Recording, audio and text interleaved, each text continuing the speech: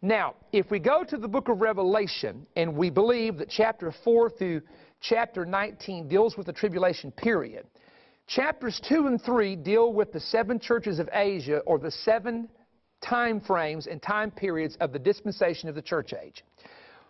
After that, John says, he hears a voice saying, "Come up hither," and immediately he is in the Spirit on the Lord's day. There's a transition from Revelation chapters 2 and 3, the church, to chapter 4, which is the scene of the temple in heaven. Now, he says, "I saw a door in heaven open." Now, that word door is a Greek word that means a literal portal or opening, meaning John wasn't just using some kind of symbolic allegory to describe. No. He saw a door.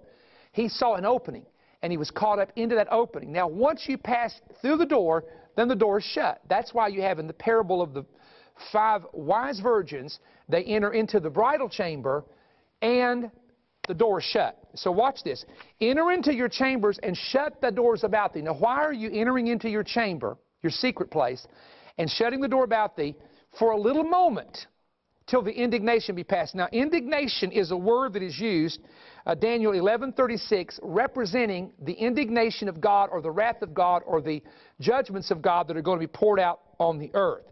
And he said, "Hide yourself for a little moment," meaning that this isn't going to last forever. It's for a time period. And if you'll read the Bible, the 7 vials, 7 trumpets, and the 7-seal book, 6 seals, 6 trumpets, and 6 vials totally deal with judgment striking the earth. And so we see that this indignation only lasts for a moment. Then what happens? The Lord returns. And it says God is going to come out of His place to punish the earth for shedding the innocent blood. And you will find that in Revelation 6 when the martyrs say, "How long, O God, will you not avenge us of our blood of those that dwell on the earth?" Revelation 20, souls are beheaded for the testimony which they hold. And Mystery Babylon is judged because she shed the blood of Christ and the blood of the saints and the prophets. So the judgments of the indignation God will send in the tribulation are based on, more than anything else, this is important you understand this, shedding innocent blood. Look at 50 million babies aborted in America. And now we want to know why we're having land problems with water pipes busting in one city with 2 million people out of drinking water. Water on the coast getting polluted by oil. Someone says, "Oh, come on, Perry, this is all natural stuff." Let me tell you, without going into detail, many of the judgments that the angels pour out in the book of Revelation, the 6 trumpets and the 6 vials that are poured out, many of them can be equated to an asteroid, and there will be an asteroid strike the earth in the book of Revelation, volcanic eruptions, which the ash will cover the sky and darken the sun, and tsunamis. Those 3 things people will look at and think it's a natural disaster, but the earth, the Bible said, is groaning and travailing under the weight of the shed blood and the weight of sin. And so the Lord spoke to me. I don't want to get sidetracked here, but this was years and years ago, and I began to tell some partners. The Lord spoke to me and said, when America gets near the level of 50 million aborted babies, God said, I'm going to allow the hedge to come down on parts of the United States, and they're going to see a lot of difficulty that they've never seen before. So what's sad is the politicians of America and even our Supreme Court does not understand the Bible. You cannot shed innocent blood. And so the innocent blood of righteous people, and I believe even children, if you read Matthew 23, Jesus said that Jerusalem would be destroyed because of the blood shed from Abel to Zechariah, whom they slew between the porch and the altar. So in this time of indignation, in the book of Revelation especially, the tribulation, it's about blood being shed in the earth and the blood crying up to God for vengeance. And that's why the earth shakes, the earth quakes, and the terrible things happen, because Paul said the earth is in travail waiting to be delivered.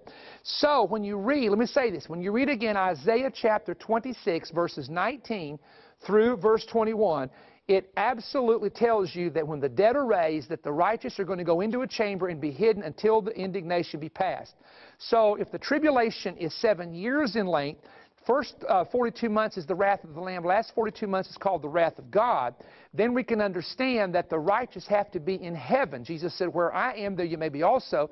So the righteous have to be in heaven with the Lord, protected during this time of indignation. Now here again, we're dealing with the catching away of the saints and the resurrection of the dead in Christ in a a concept that the English theological word is rapture. Last week we talked about the history of that word. We talked about you can use the phrase gathering together, caught up together, the phrase general assembly from Hebrews 12, and also the phrase translation of the saints. Use any of those phrases if you're uncomfortable with the word rapture. It's simply a theological word used to describe the event. Now, I want to go back over 3 verses here. And 1 Thessalonians chapter 4, 16 through 17 says we're going to be caught up. That's what happens to the living the moment Christ returns. 2 Thessalonians 2, 1 says we are gathered together. That's when the living and the dead meet together in the air, and we immediately go into the heavens. And then Hebrews chapter 12 and 23, I love this, talks about the general assembly of the church of the firstborn, and that is where we meet in heaven. So you got 3 things here I want you to understand. One is the saints being changed and caught up to heaven. The second term means the living and saints meeting together in heaven in the air. And the third term is the living saints and the dead saints and the angels meeting together in the temple of heaven at the great assembly or the general assembly. So any of these terms or phrases can be used to describe what we use as the English word rapture. All right? Now, let me talk to you for a moment because I want to go ahead and share this with you again. When you begin to talk about the rapture of the church, and again, I use the term, I could use gathering together or catching away, but there'd be thousands of people watching me saying, what does it mean by gathering together and catching away? The word rapture has been an established theological word to describe the event that occurs in 1 Thessalonians chapter 4, 16 through 17, Ephesians 1 and 10, 2 Thessalonians chapter 2 and verse 1, and so forth. Now, here's the argument that you hear. And I get letters on this. The rapture is a false teaching. The rapture is heretical doctrine. And I have sat down with people from time to time who taught that, and I would share with them what I'm getting ready to share with you next week. And they looked at me and said, I've never heard anything like this. Nobody ever taught me this, Brother Perry. I always believed that it was heresy from this book that was written. I won't name the man's book, where he traced it back to the 1830s, or a preacher on television that's very well known who says he doesn't believe in it. He thinks it's a modern fabricated doctrine. Now remember this, for someone to say the rapture is a false doctrine is the same thing that the Roman Church said about Martin Luther when he preached the just shall live by faith. It's the same thing that mainline denominations said when the outpouring of the Spirit hit at Azusa Street. They said it was a heresy and a demonic doctrine. It's the same thing that denominationalism said about the great healing revival from 1948 to 1955, when my father, who came out of that era, saw men pray for people in tents. Men in tents pray for people. Let me rephrase that. And girders would fall off of people. Deaf ears would be opened. Blind eyes would be opened. And great miracles would happen. It's the same thing that classical Pentecostals began to say about the blessing teaching that the charismatics brought in the 1980s. I can remember sitting under ministers. That's heresy. And now these classical Pentecostal churches, some of them are having terrible financial difficulty. And I told one the other day, I said, the reason you're having difficulty is I heard you preach for 30 years that God doesn't prosper people.